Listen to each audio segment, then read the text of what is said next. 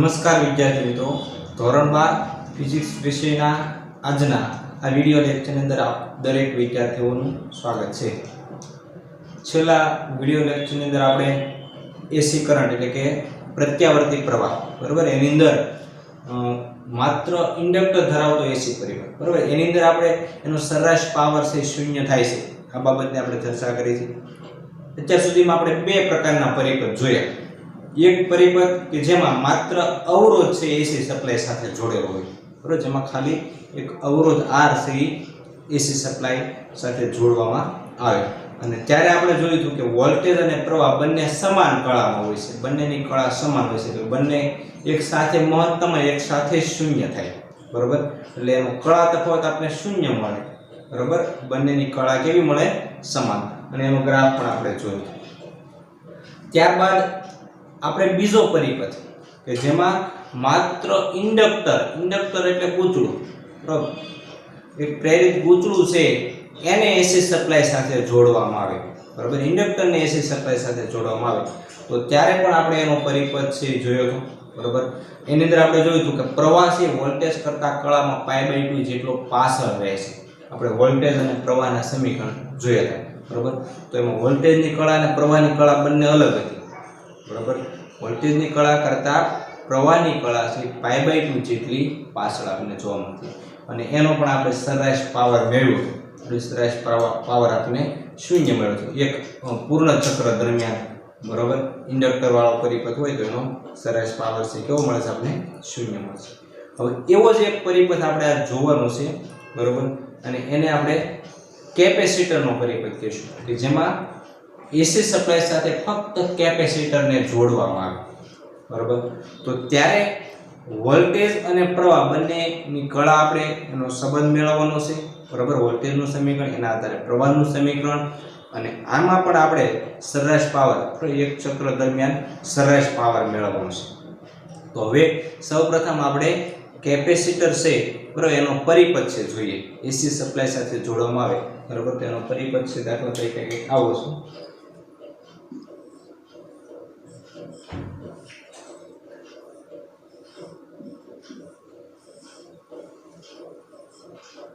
જેનું capacitance C હોય એવું એક કેપેસિટર છે અને એને એસી સપ્લાય કે જેના વોલ્ટેજ V હોય એવા એક એસી સપ્લાય સાથે જોડવામાં આવ્યું છે। આગળ આપણે જે કે પરિપથો જોઈ ગયા દાખલા તરીકે અવરોધ છે અવરોધ વાળો પરિપથ હોય બરાબર તો એમાં પ્રવાહનું નિયંત્રણ છે અવરોધ દ્વારા થતું હોય છે। પછી ઇન્ડક્ટર વાળો પરિપથ જોયો તો એમાં પ્રવાહનું નિયંત્રણ કોના દ્વારા થાય છે તો એનો ઇન્ડક્ટિવ રિએક્ટન્સ જેને આપણે XL नाम आप्युं छे बराबर XL એટલે કે ઓમેગા L જેને આપણે એનો ઇન્ડક્ટિવ રિએક્ટન્સ કહેતા તો એમાં ઇન્ડક્ટિવ રિએક્ટન્સ દ્વારા આખા જે પરિપથ છે એમાં પ્રવાહનું નિયંત્રણ થાય। અહીંયા એવું જ એક ઘટક છે બરાબર કેપેસિટરનું જે કેપેસિટન્સ છે બરાબર એનો જે ઇમ્પિડન્સ છે કેપેસિટન્સ જેને આપણે કહીએ છીએ બરાબર કેપેસિટરનું કેપેસિટન્સ તો એના દ્વારા છે પ્રવાહનું નિયંત્રણ છે થતું હોય છે। કેપેસિટિવ રિએક્ટન્સ પણ એને કહેવામાં આવે છે પેલામાં ઇન્ડક્ટિવ રિએક્ટન્સ આવે इंडक्टर में इंडक्टिव रिएक्टन्स जेने आपणे एक्सेल वडे दर्शावता आमां एक केपेसिटिव रिएक्टन्स आवशे अने एना द्वारा से प्रवाहनुं नियंत्रण थतुं होय छे। बीजी एक वात करीए के अहींया केपेसिटर साथे जो एसी वोल्टेज सप्लाय आपणे जोड्यो एनी जग्याए डीसी सप्लाय होय तो शुं फेर पड़े बराबर अहींया दाखला तरीके आपणे बेटरी से एसी राखी छे मीन्स के डीसी बेटरी होय तो शुं थशे કે જેમ જેમ પ્રવાહ અહીંથી પસાર થશે કેપેસિટર ચાર્જ થતું જશે। આપણે ખબર છે કેપેસિટરનું કામ શું તો કેપેસિટર છે વિદ્યુત ભાર સંગ્રહ કરવાનું કામ કરે છે। શેનું કામ કરે છે વિદ્યુત ભારનો સંગ્રહ કરવાનો।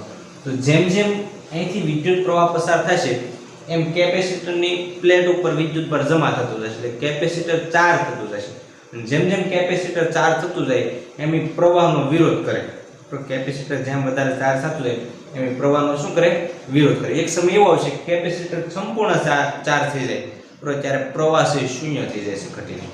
शेनी वात करीए छीए आपणे ज्यारे डीसी सप्लाय जोड्यो त्यारे एसी सप्लाय ની અંદર આ પ્રોસેસ થતી નથી એની અંદર આના કરતા અલગ પ્રોસેસ થાય છે।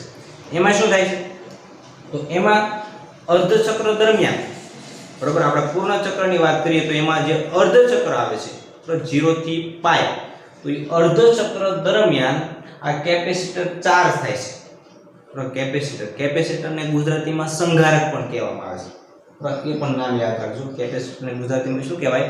સંઘારક. ઘણી વખત નીટની અંદર ગુજરાતી મીડિયમ હોય તેમાં સંઘારક શબ્દ વાપરે, ઇંગ્લિશ મીડિયમના પેપરની અંદર કેપેસિટર શબ્દ વાપરે, એટલે સંઘારકનો મતલબ થાય છે કેપેસિટર. તો કેપેસિટર છે ચાર્જ થાય છે, બરાબર. ક્યારે?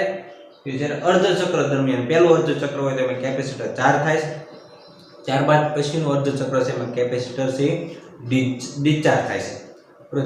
ચાર્જ થવું એને વિદ્યુત ભારિત થવું એમ કહી શકાય, અને ડિસ્ચાર્જ થવું એટલે વિદ્યુત વિભારિત થવું.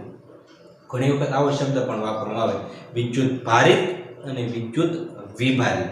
તો વિદ્યુત ભારિત એટલે ચાર્જ અને વિદ્યુત વિભારિત એટલે ડિસ્ચાર્જ. આ ચાર્જ ડિસ્ચાર્જ ઇંગ્લિશ નામ છે, ગુજરાતીમાં કેવું તો વિદ્યુત ભારિત એને ચાર્જ એવું કહેવાય, વિદ્યુત વિભારિત એનો મતલબ ડિસ્ચાર્જ થવું. તો પ્રથમ અર્ધચક્ર દરમિયાન ચાર્જ થાય, કે ચાર્જ થયેલું કેપેસિટર પાછું બીજું અર્ધચક્ર થાય ત્યારે ડિસ્ચાર્જ થાય, કારણ કે અહીંયા પોલારિટી બદલાઈ જવાની, બરાબર. એક અર્ધચક્ર દરમિયાન ચાર્જ, એક અર્ધચક્ર દરમિયાન ડિસ્ચાર્જ થાય, એટલે પ્રવાહ ક્યારેય શૂન્ય થવાનો નથી, બરાબર. ડીસી બેટરી જોડી હોય તો એમાં શૂન્ય થાય, ત્યારે આમાં ક્યારેય પ્રવાહ છે શૂન્ય થવાનો નથી, બરાબર. તો આ એક એના અંદર છે અલગ છે, બરાબર. ડીસી બેટરી જોડવામાં આવે અને એસી બેટરી જોડવામાં આવે, એ બંને કિસ્સામાં આ એક પ્રોસેસ અલગ છે. ચાલો હવે આપણે સૌપ્રથમ તો આના વોલ્ટેજ અને પ્રવાહના સમીકરણો જોઈએ, બરાબર. કારણ કે એના આધારે જ આપણે એનો ફેઝર ડાયાગ્રામ દોરી શકીશું. ફેઝર ડાયાગ્રામ દોરવો હોય તો આપણી પાસે વોલ્ટેજ અને પ્રવાહના સમીકરણો હોવા જોઈએ, કારણ કે વોલ્ટેજ અને પ્રવાહના સમીકરણ હોય તો જ તમે કળા તફાવત છે મેળવી શકો, કે કેટલી કળા પ્રવાહ છે વોલ્ટેજ કરતાં કેટલો આગળ છે અથવા તો કેટલો પાછળ છે. તો સૌપ્રથમ આપણે એના સમીકરણો છે મેળવીએ. હવે વોલ્ટેજ તો આપણે ખબર છે કે અહીંયા જે આપણે સપ્લાય જોડે એનું વોલ્ટેજ V બરાબર Vm sin ઓમેગા t અનુસાર બદલાય છે. વોલ્ટેજ કયા સૂત્ર અનુસાર બદલાય છે? તો V બરાબર Vm sin ઓમેગા t. આ વોલ્ટેજનું સમીકરણ છે જે આપણે ડાયરેક્ટ લખીને. હવે પ્રવાહનું સમીકરણ કયા સૂત્ર મુજબ બદલાય છે એ આપણે મેળવવું છે. તો એની માટે આપણી પાસે કેપેસિટરનું એક સૂત્ર છે, બરાબર. C બરાબર q ના છેદમાં v, અહીં સ્મોલ q રાખીએ આપણે. આ સમીકરણ આપણે બીજા ચેપ્ટરની અંદર ભણી ગયા, બરાબર. વિદ્યુત સ્થિતિમાન અને કેપેસિટર વાળું જે ચેપ્ટર છે તેની અંદર કેપેસિટરનું આપણે આ સૂત્ર જોઈ ગયા કે C બરાબર q ના છેદમાં v અથવા તો q બરાબર CV. આ સૂત્ર આપણે ભણી ગયા, બરાબર. હવે આપણે પ્રવાહનું સમીકરણ મેળવ્યું છે, તો પહેલા અહીં q ને હું કરતા બની દઉં. તો q બરાબર શું થાય છે? CV, બરાબર. આ v ની જગ્યાએ આપણે કંઈક મૂકી શકીએ. v ની જગ્યાએ આપણે શું મૂકી શકીએ? તો v બરાબર તો આપણી પાસે સૂત્ર છે વોલ્ટેજનું, બરાબર. C Vm sin omega t.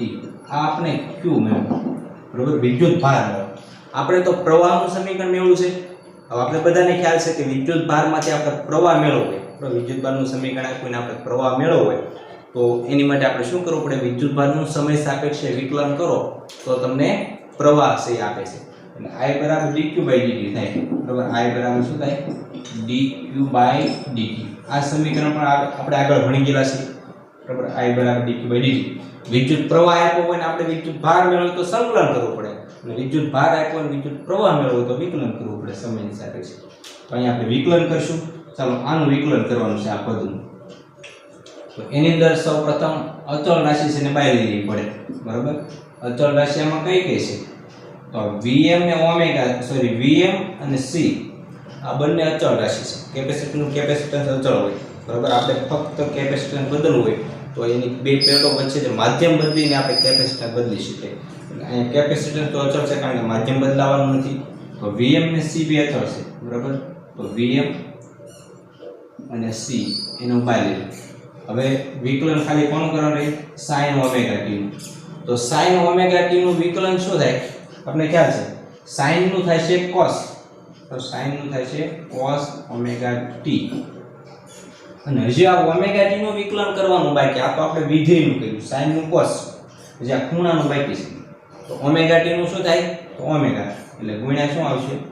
Omega. આ વિકલન થયું કહેવાય. તો sin ઓમેગા t નું સમયની સાપેક્ષે વિકલન cos ઓમેગા t, અને જે ખૂણાનું પાછું ઓમેગા t નું કેટલું થાય? t ની સાપેક્ષે ઓમેગા.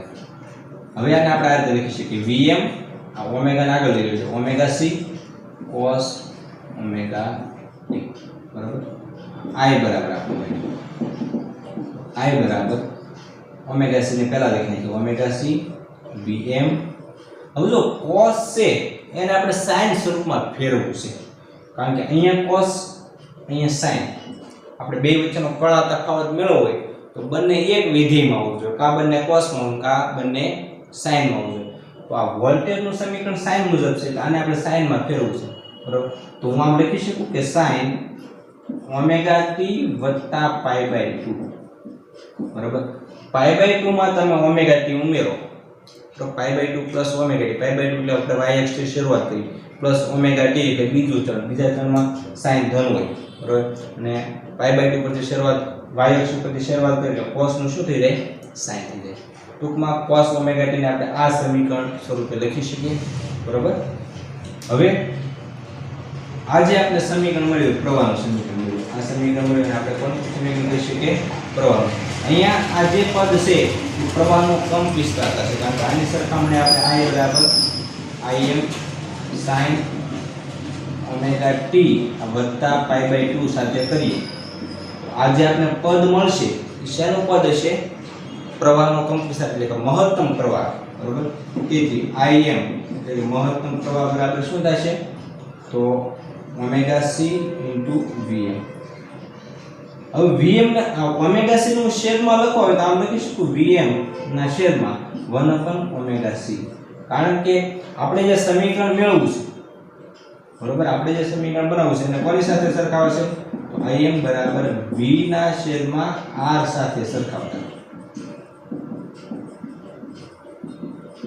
બરાબર આ સમીકરણ નંબર 1 સમીકરણ 1 ને આપણે સમીકરણ 1 ને બરાબર સમીકરણ 1 ને આપણે કોની સાથે સરખાવશું તો Im બરાબર V ના છેદમાં R સાથે એનો મતલબ એટલો કે વોલ્ટેજ એના છેદમાં આ જે છે એ અવરોધ હોવો જોઈએ પણ અહીંયા અવરોધ વાળો પરિપથ નથી કેપેસિટર વાળો પરિપથ છે એટલે એને આપણે એનો કેપેસિટિવ રિએક્ટન્સ કહીશું બરાબર એને શું કહીશું કેપેસિટિવ રિએક્ટન્સ જ્યાં આ 1 પર ઓમેગા c છે બરાબર અવરોધ વાળો પરિપથ હોય તો છેદમાં R આવે ઇન્ડક્ટર વાળો પરિપથ હોય તો છેદમાં XL આવે તો અહીંયા કેપેસિટર વાળો પરિપથ છે એટલે 1 પર ઓમેગા c છે એને કહેવામાં આવશે XC અને એને કહેવામાં આવશે કેપેસિટિવ રિએક્ટન્સ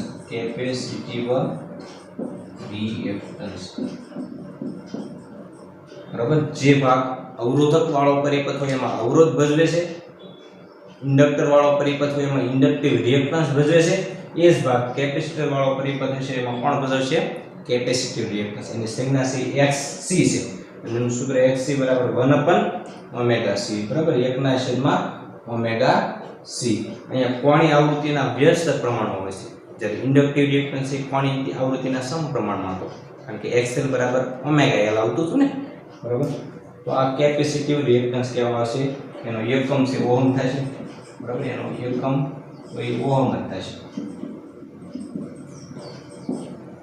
કેપેસિટિવ રિએક્ટન્સ હોય તો એકમ ઓહમ ઇન્ડક્ટિવ રિએક્ટન્સ હોય તો પણ એનો એકમ ઓહમ અને અવરોધનો એકમ તો ઓહમ જ છે બરાબર હવે જો અહીંયા આપણે જે સમીકરણ મળ્યું બરાબર આ સમીકરણ I બરાબર Im sin ઓમેગા t વત્તા પાઈ બાય 2 આ સમીકરણ અને આપણે એક સમીકરણ કહીએ આને બે આપી દઈએ બરાબર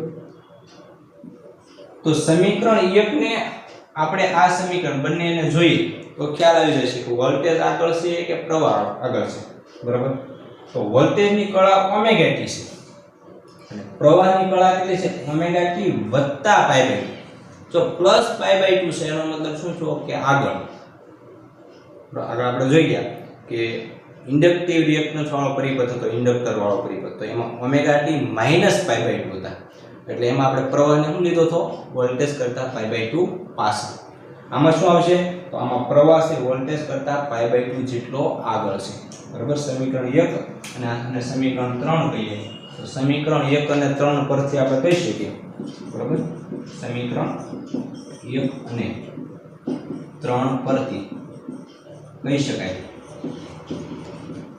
કે કેપેસિટર વાળા પરિપથમાં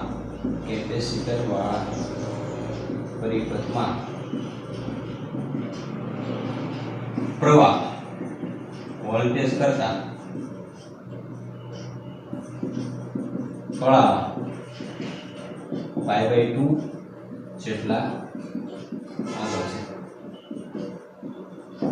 π/2 જેટલો આગળ છે. પ્રવાહી વોલ્ટેજ કરતા કળાની અંદર π/2 જેટલો આગળ છે. તો એ પહેલા આપણે જે કે ઇન્ડક્ટર વાળો પરિપથ જોયો તો એમાં પ્રવાહી વોલ્ટેજ કરતા π/2 શું હતો? પાછળ હતો.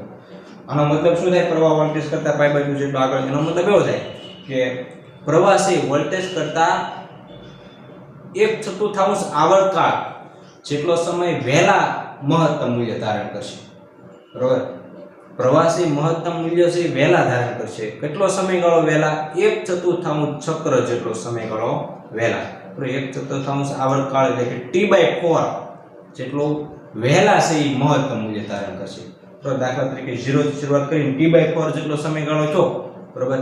તો ત્યારે વોલ્ટેજ પ્રવાહ મહત્તમ મૂલ્ય ધારણ કર્યું પછી T/4 જેટલા સમયે પ્રવાહ છે વોલ્ટેજ છે મહત્તમ મૂલ્ય ધારણ કરશે. પહેલા પણ મહત્તમ મૂલ્ય ધારણ કરશે પ્રવાહ, એની પછી T/4 જેટલો સમયગાળો થાય પછી પ્રવાહ વોલ્ટેજ છે મહત્તમ મૂલ્ય ધારણ કરશે. તો આલેખ દ્વારા પણ આપણે સમજીએ.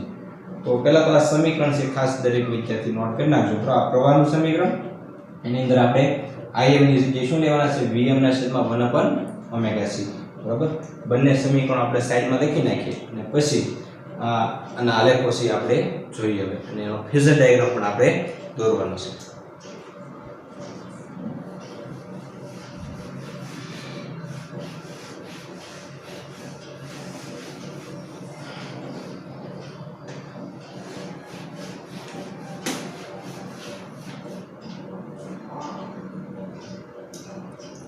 I બરાબર આપણે સમીકરણ મળ્યું હતું Vm ના છેદમાં 1/ωc sin ωt plus y/, બરોબર? અથવા તેને I બરાબર Im, આખાને Im કહી દો તો I બરાબર Im sin ωt વત્તા y/2. ચલો હવે આપણે ફેઝર ડાયાગ્રામ દોરવો છે. એની માટે પહેલા આપણે એના આલેખ જોઈએ.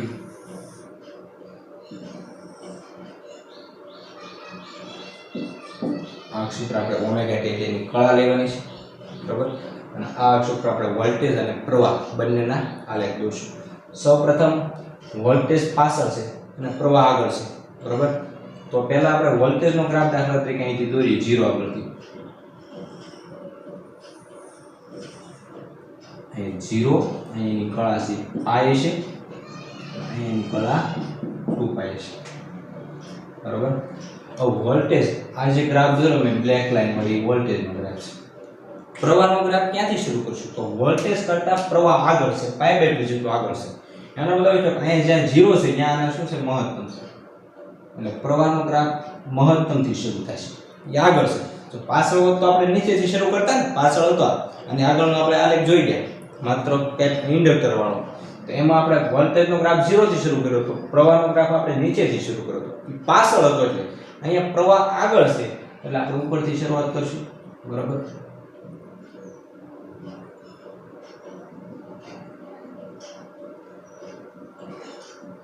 આ આપણે પ્રવાહનો ગ્રાફ મળ્યો એટલે કે I.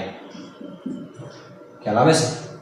1/4 આવર્તકાળ જેટલો છે એ વહેલા એ મહત્તમ મૂલ્ય છે એ ધારણ કરે છે, બરાબર? પ્રવાહી વોલ્ટેજ કરતા એ 1/4 આવર્તકાળ જેટલું મૂલ્ય વહેલા મહત્તમ મૂલ્ય ધારણ કરે છે. હવે એનો આપણે ફેઝર ડાયાગ્રામ દોરવું છે, બરાબર? તો કોઈ એક સમયગાળો આપણે કોઈ એક એની કળા ધારેલી ωt1, બરાબર? દાખલા તરીકે t1 સમયગાળાની કળા કેટલી છે? ωt1, બરાબર? તો દાખલા તરીકે અહીંથી મને લંબાવો,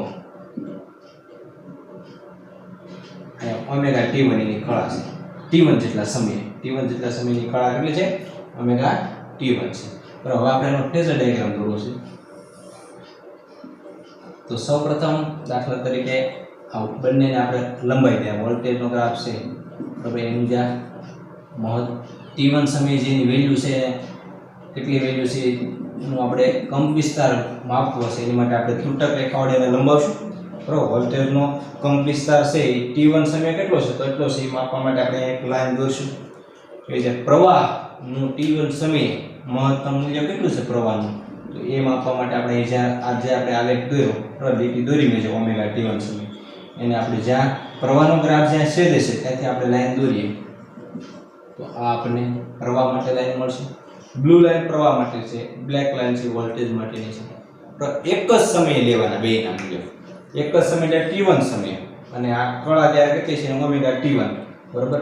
અહીંથી હું લાઈન દોરું તો એ પ્રવાહના ગ્રાફને પણ છેદશે અને વોલ્ટેજના ગ્રાફને છેદશે. જ્યાં બંનેને છેદે ત્યાંથી આપણે બેયની લાઈન એક એક દોરશું. હવે આપણે એનો ફેઝર ડાયાગ્રામ દોરવો છે. તો સૌપ્રથમ વોલ્ટેજ પાછળ છે. દાખલા તરીકે વોલ્ટેજની કળા આપણે લઈએ.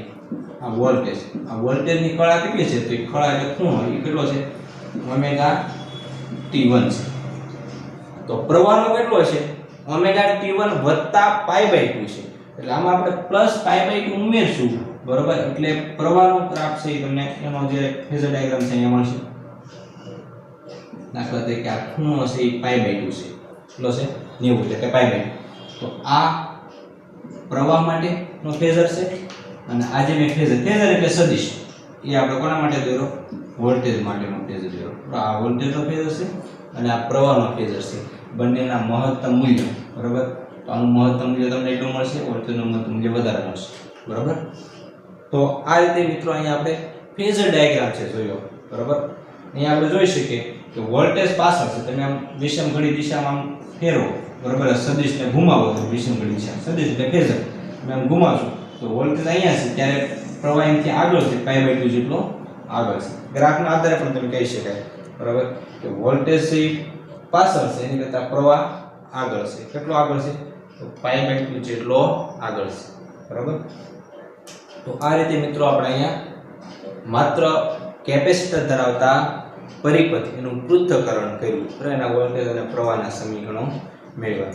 હવે આપણે એનો સરેરાશ પાવર પણ મેળવવો છે બરાબર. કે એક પૂર્ણ ચક્ર દરમિયાન માત્ર કેપેસિટર ધરાવતો પરિપથ તમને આપે તો એનો સરેરાશ પાવર કેટલો થાય છે? તો એની માટે પહેલા તો આપણે પાવર મેળવીએ. તો હવે આપણે આ ફેઝર ડાયાગ્રામ આજે આપણે જોયું ફેઝર ડાયાગ્રામ.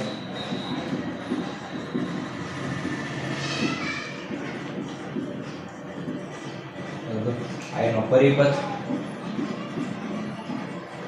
અને આ બી વોલ્ટેજ અને પ્રવાહના સમીકરણો છે કે વોલ્ટેજ અને પ્રવાહ બંને કયા સમીકરણ મુજબ છે બદલાય છે બરાબર.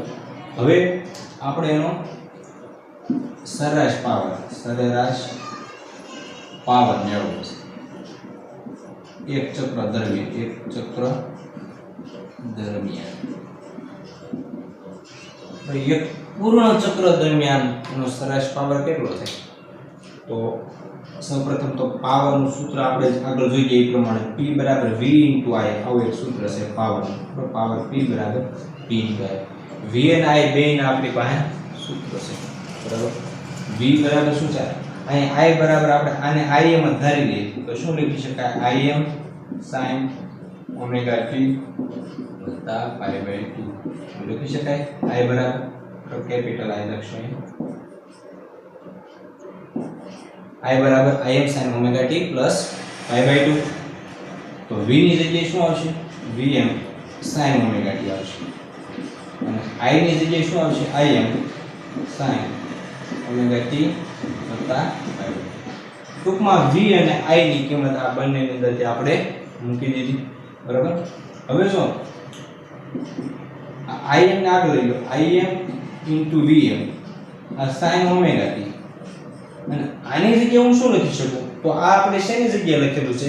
cos ઓમેગા t ની જગ્યાએ લખેલું. બરાબર. cos ને આપણે sin માં ફેરવવા માટે π/2 પ્લસ આપણે કર્યા.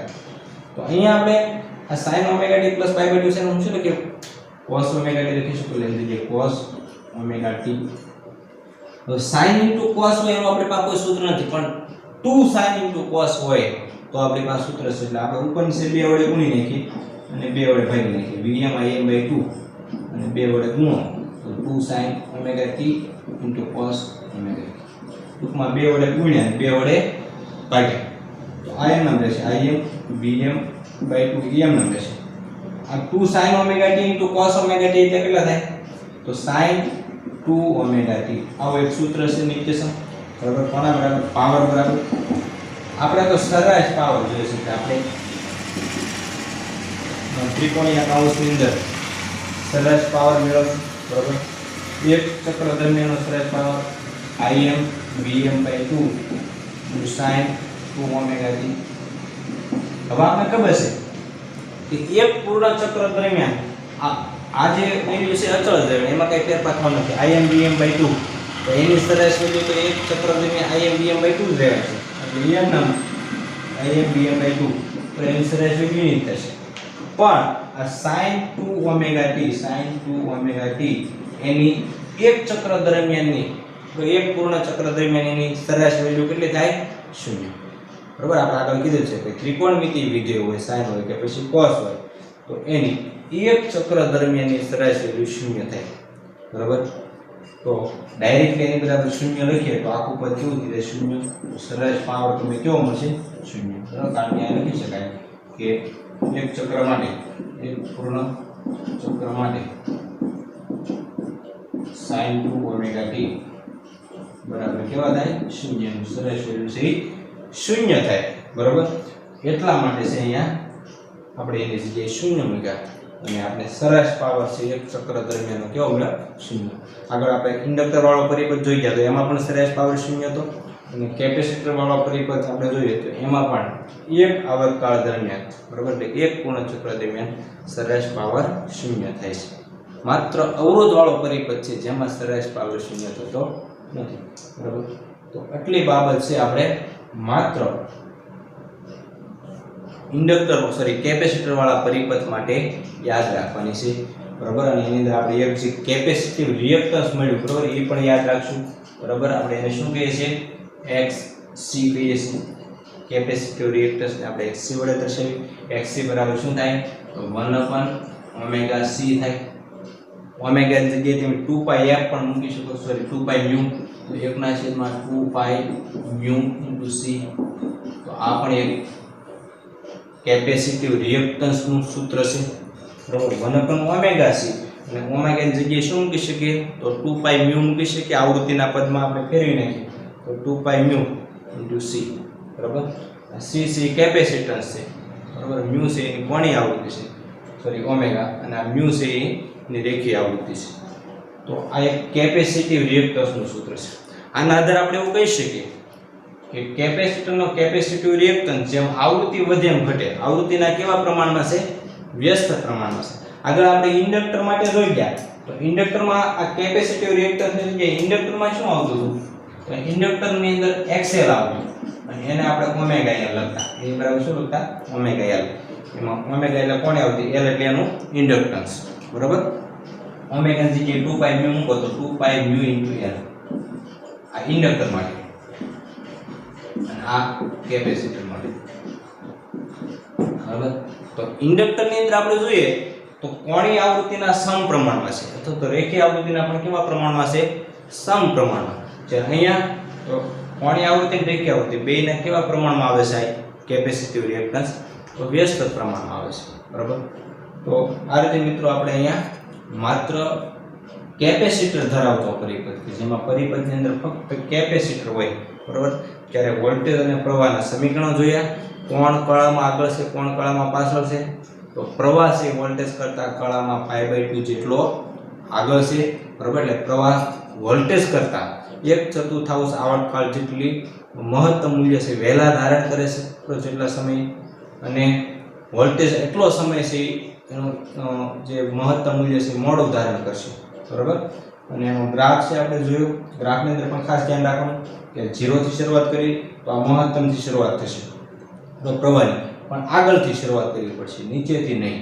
બરાબર. હવે દાખલા તરીકે મેં વોલ્ટેજની શરૂઆત છે નીચેથી શરૂઆત કરી, તો દાખલા તરીકે મેં વોલ્ટેજનો ગ્રાફ અહીંથી દોરવાનો શરૂ કર્યો તો પ્રવાહની 0 થી શરૂ થાય. ખ્યાલ આવે છે? કેમ કે પ્રવાહ આગળ છે, હંમેશા દોરો ત્યારે ખાસ ધ્યાન રાખવાનું પ્રવાહ આગળ હોવો જોઈએ તો આપણો ગ્રાફ સાચો. બરાબર. અને સાથે સાથે એના ફેઝર ડાયાગ્રામ પણ આપણે યાદ રાખશું. ફેઝર કઈ રીતે દોરવો? તો કોઈ પણ એક સમયગાળો લઈ લેવાનો અને એને અનુરૂપ ઓમેગા ટી નો જે કળા છે લઈ લેવાની, એને એક સીધી રેખા દોરવાની. આ બંને ગ્રાફને જ્યાં છેદે તો ત્યાંથી ત્રુટક રેખાઓ દોરી નાખવાની. બરાબર. પછી વોલ્ટેજ પાછળ છે એટલે એને પહેલા પાછળ દોરવાનો ઓમેગા T1 જેટલી કળા, અને પછી પ્રવાહ જેટલો આગળ હોય π/2 જેટલો આગળ છે એટલે ખૂણો π/2 જેટલો મેળવીને ત્યાંથી પ્રવાહનો ફેઝર દોરવાનો. ખાસ ફેઝર દોરો એટલે સદિશ ત્યાં ટચ થશે, જે ત્રુટક રેખા દોરી પ્રવાહનો ફેઝર છે એટલે અહીંયા ત્રુટક રેખા પ્રવાહની હોય ત્યાં ટચ કરાવવાનો. વોલ્ટેજનો ફેઝર દોરવો હોય તો વોલ્ટેજની જે ત્રુટક રેખા તમને મળતી હોય ત્યાં વોલ્ટેજનો ફેઝર છે એ ટચ થશે, બરાબર. તો આ રીતે મિત્રો આપણે ફેઝર ડાયાગ્રામ પણ દોર્યો અને છેલ્લે આપણે પાવરની સરેરાશ વેલ્યુ એક આવર્તકાળ એટલે કે એક પૂર્ણ ચક્ર દરમિયાન મેળવી તો એ આપણે કેટલી મળી? 0 મળી, બરાબર. તો ખાસ આ પરિપથ જે કાંઈ એનો ગ્રાફ અને એનો ફેઝર દરેક વસ્તુ છે તમારે એક વખત છે જોયા વગર છે વાંચી જવી અને એક વખત લખી નાખી. ચલો આજના આ વિડીયો લેક્ચરમાં મિત્રો આટલે સુધી.